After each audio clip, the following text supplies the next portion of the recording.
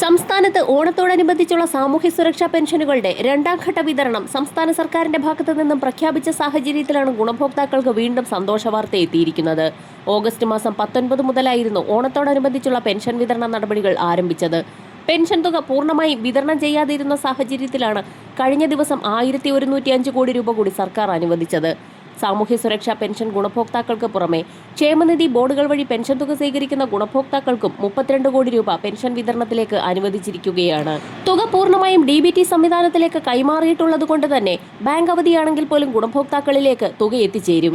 വിധവ, വാർദ്ധക്യ, ഭിന്നശേഷി പെൻഷനുകളിലായി 7 ലക്ഷത്തോളം വരുന്ന NSAP വിഭാഗത്തിൽപ്പെട്ട് കേന്ദ്രവിഹിതം സ്വീകരിക്കുന്ന ഗുണഭോക്താക്കൾക്കുള്ള 200 മുതൽ 500 രൂപ വരെയുള്ള പെൻഷൻ തുകയിൽ കുറവ് വന്നിട്ടുണ്ട്. തുക കുറഞ്ഞിട്ടുള്ള ഗുണഭോക്താക്കൾക്കും കേന്ദ്രവിഹിതം നൽകുന്നതിനുള്ള തുക സംസ്ഥാന സർക്കാരിന്റെ ഭാഗത്തു നിന്നും അനുവദിച്ചിട്ടുണ്ട്. ഈ സാഹചര്യത്തിലാണ് അർഹതപ്പെട്ട ഗുണഭോക്താക്കൾക്കുള്ള പെൻഷൻ തുക ഉയർത്തുന്നത് സംബന്ധിച്ചുള്ള സുപ്രധാന അറിയിപ്പുകൾ സർക്കാരിന്റെ ഭാഗത്തു നിന്നും എത്തിയിരിക്കുന്നത്.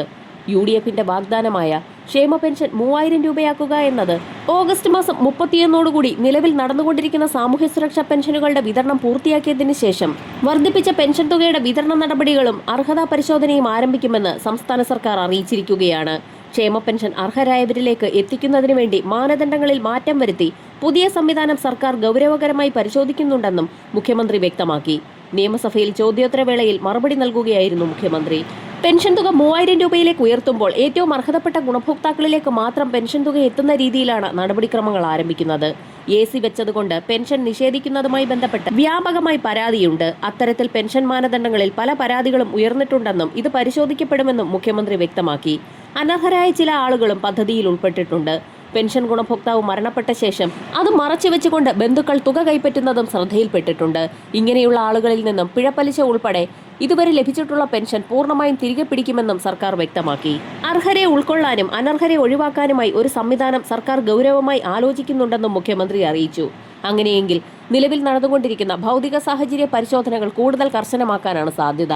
സാമൂഹ്യ സുരക്ഷാ പെൻഷൻ ഗുണഭോക്താക്കൾക്ക് ഓഗസ്റ്റ് മാസം 31 പെൻഷൻ തുക പൂർണ്ണമായും എത്തിച്ചേരും. ഈ സാഹചര്യത്തിലാണ് സംസ്ഥാനത്തെ പ്രവാസി ക്ഷേമനിധി ബോർഡ് വഴിയുള്ള പെൻഷൻ വിതരണം ചെയ്യുന്നതിന് 32 കോടി രൂപ അനുവദിച്ചത്. 3000 രൂപ വീതം ഗുണഭോക്താക്കളിലേക്ക് പെൻഷൻ തുകയായി എത്തിച്ചേരും. 3 മാസത്തിലെ പെൻഷൻ കുടിശ്ശികയായിരുന്നു. ഇതിൽ ഒരു ഗഡുവാണ് ഓണത്തോടനുബന്ധിച്ച് ഇപ്പോൾ അനുവദിച്ചിരിക്കുന്നത്. ധനവകുപ്പ് തുക ലഭ്യമാക്കിയതോടെ പെൻഷൻ തുക പ്രവാസികളുടെ ബാങ്ക് അക്കൗണ്ടുകളിലേക്ക് എത്തും. 2026 മെയ് മാസം മുതലുള്ള പ്രവാസി ക്ഷേമ പെൻഷനായിരുന്നു മുടങ്ങിയിട്ടുള്ളത്. കുടിശ്ശിക മുടങ്ങിയവരുടെ കൂട്ടത്തിൽ 4ഉം 5ഉം മാസങ്ങളിലെ അരിയർ തുക ലഭിക്കാനുള്ള പുതിയ പെൻഷൻകാരുമുണ്ട്. പദ്ധതിയിൽ നിലനിൽക്കുന്ന പ്രതിസന്ധികൾക്ക് പുറമെ അംഗങ്ങൾക്ക് ഓൺലൈൻ വഴി കുടിശ്ശിക അടയ്ക്കാനുള്ള സംവിധാനം മുന്നറിയിപ്പുകളില്ലാതെ നിർത്തിവെച്ചിരിക്കുകയാണ്. 60 വയസ്സ് കഴിഞ്ഞവർക്ക് കുടിശ്ശിക അടച്ച് അംഗത്വം പുതുക്കാൻ സാധിക്കാത്ത അവസ്ഥയുമുണ്ട്.